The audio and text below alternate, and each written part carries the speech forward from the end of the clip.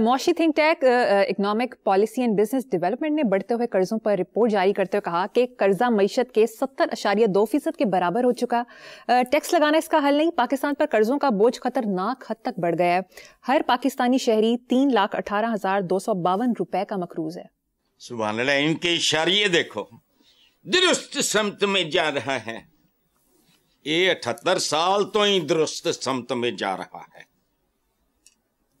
کھڈے اور کھائی کے درمیان اور اپنے درمیان فاصلہ کم سے کم ہوتا.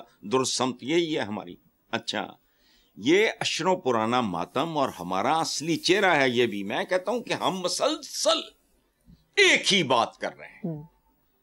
اچھا, یہ کب روتا پیٹتا پھر رہا تھا حبیب جالب؟ ہر بلاول ہے دیس کا مقروض, پاؤں ننگے ہیں بے نظیروں کے.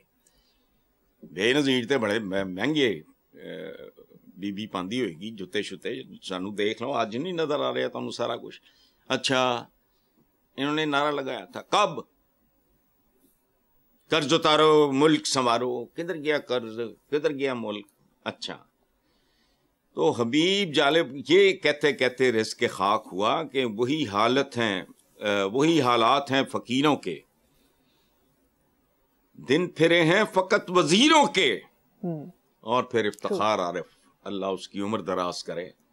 ہمارے چند ہی خوبصورت شاعر, چند بھی نہیں رہ گئے خیر, اب تو نام ہی نہیں یاد آتا کسی کا.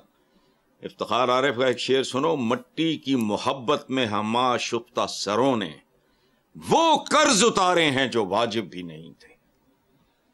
ہر شہری 3,18,252 کا مقروض, یہ ہے تمہاری 78 سالہ کمائی. 10 سال پہلے یہ سوال آپ کرتے, جواب یہی ہوتا. 20 سال پہلے کرتے یہی ہوتا. 40 سال پہلے کرتے یہی ہوتا. بے نظیر بھٹو جب اپنے پرائم پہ تھیں تب یہ سوال کرتے یہی ہوتا. سوال بھی یہی ہوتا, جواب بھی یہی ہوتا. اسی پانی مدانی رڑک رہے ہیں. چلو پروفیسر صاحب, دوسری طرف وفاقی وزیر توانائی اویس لغاری نے سٹیٹمنٹ دی کہ بینکوں سے سستا قرض لے کر 6 سال میں سرکولر ڈیتھ ختم کر دیں گے. اگر بجلی کا استعمال زیادہ ہوا تو بقیہ قرضہ مقررہ مدت سے قبل ہی ختم ہو جائے گا. ختم کر دیں گے, ختم ہو جائے گا. یہ گے گی پاکستان کی خود غرض, نااہل اور کرپٹ سیاست اور ہماری ہر حکومت کا پرانا راگ ہے. گے گی, یہ ہو جائے گی, یہ ہو جائے گا, اس کے علاوہ کیا ہے؟ دیکھو بات سنو, 3,18,252 روپے اگر ادا کر دے ہر پاکستانی تو پاکستان کا سارا قرضہ اتر سکتا ہے.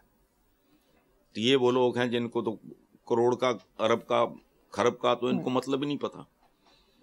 اچھا, اگر یہ سارے اپنے اپنے حصے کا 3,18,252 2 سال بعد پھر وہی ہوگا, لیکن ایک بار چکا دیں, اگر قرض اتر جائے گا.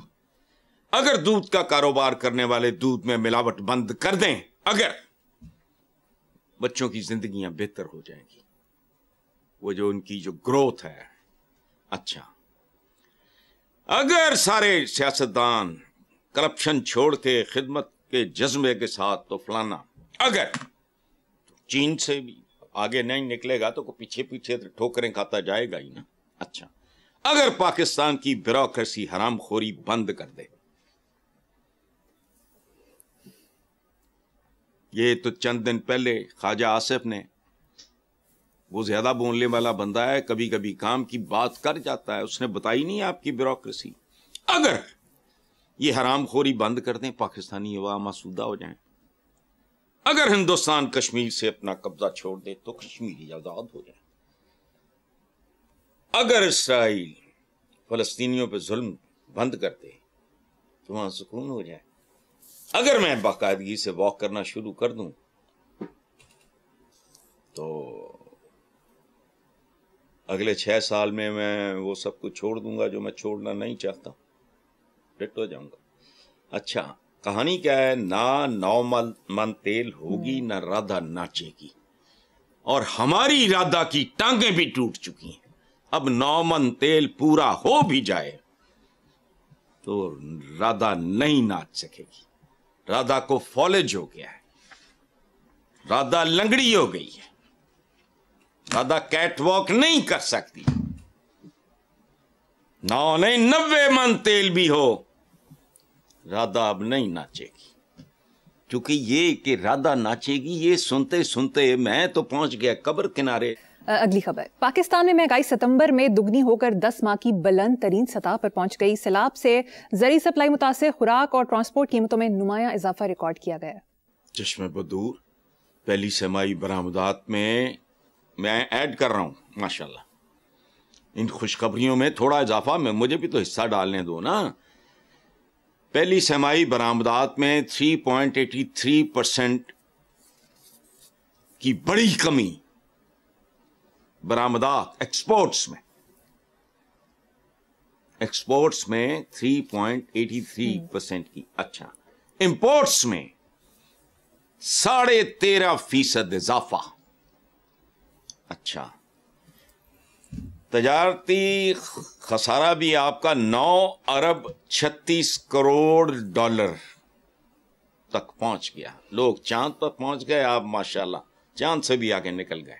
अच्छा, मुझे समझ नहीं आती कि आपको मरियम किस बात की तकलीफ है। मेरी महंगाई मेरी मर्जी, अगर मेरा जिस्म मेरी मर्जी तो मेरी महंगाई मेरी मर्जी, मेरा मुल्क मेरी मर्जी, मेरा पैसा मेरी मर्जी,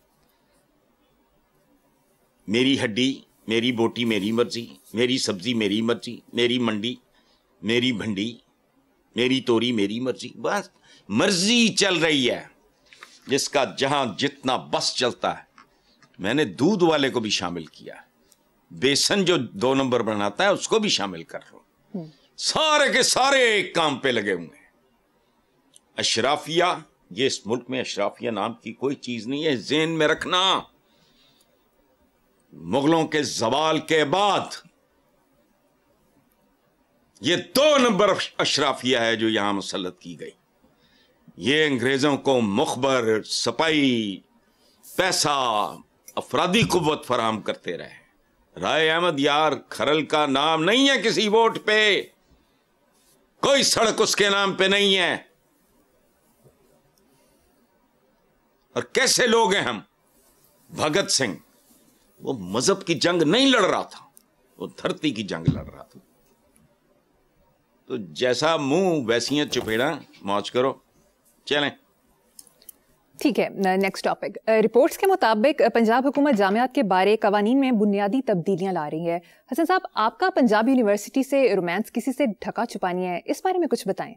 देखो बात सुनो, पंजाब यूनिवर्सिटी खास तौर पे न्यू कैंपस और इसके हॉस्टल्स में रहने वाले इसका जिक्र फोन पे करते हुए रो पड़ते हैं। पूरी दुनिया में जो पाकिस्तानी मौजूद है और पंजाब यूनिवर्सिटी का पढ़ा हुआ है, अपनी मां की बेहुरमती का ख्याल करे, इनका जीना अजाब कर दो।